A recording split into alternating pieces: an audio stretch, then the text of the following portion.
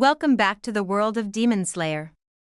In this episode, Tanjiro and Nezuko started their journey to find Sakonji. However, Nezuko, who was afraid of the sun, made it difficult for Tanjiro to travel during the day.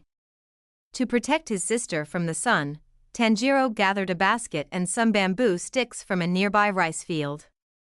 Returning to the cave where his sister was hiding, Tanjiro crafted a basket that would shield her from the sunlight.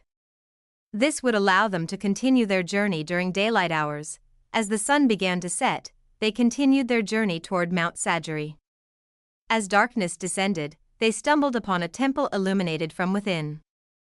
As they drew closer to the temple, Tanjiro detected a faint but unmistakable scent of blood.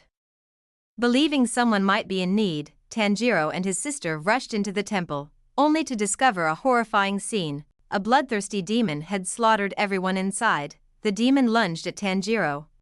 Tanjiro managed to slash the demon with his hatchet. With incredible speed, the demon seized Tanjiro's neck and began to choke him. Nezuko, sensing her brother's peril, kicked the demon's head with all her might, severing it from its body. The headless corpse continued its assault on Nezuko, while the severed head, now equipped with a pair of hands, turned its attention to Tanjiro. With a powerful headbutt, Tanjiro knocked the demon head back and hurled his hatchet, pinning it to a nearby tree. He then raced to find his sister, managing to shove the headless body over a cliff. Returning to the demon head, Tanjiro hesitated, considering whether to plunge his knife into the demon head. A figure, wearing a distinctive goblin mask, approached Tanjiro from behind, telling him that he won't be able to kill the demon with his knife. Tanjiro asked the masked man how to defeat the demon, but the masked man told him to figure it out himself. Tanjiro considered crashing his head against the demon with a nearby stone. But his resolve faltered. As the first rays of dawn painted the sky, the demon crumbled to dust, vanquished by the sunlight. Suddenly, Tanjiro remembered Nezuko.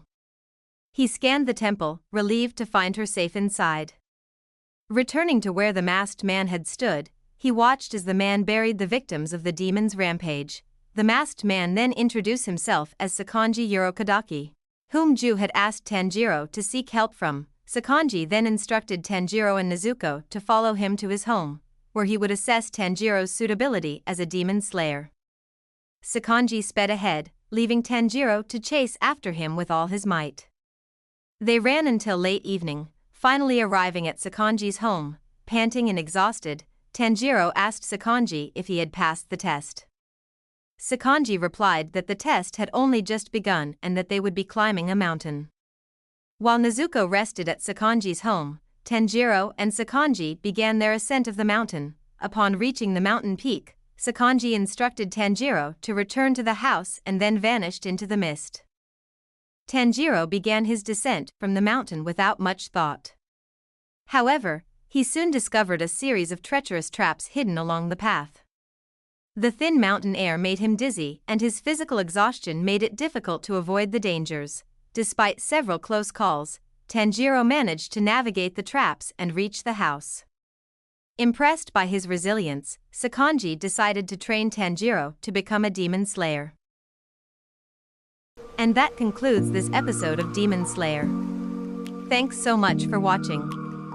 If you enjoyed this video, be sure to hit that like button and subscribe for more content. And if you really want to show some love, check out the video description for details on how to support the channel. Until next time.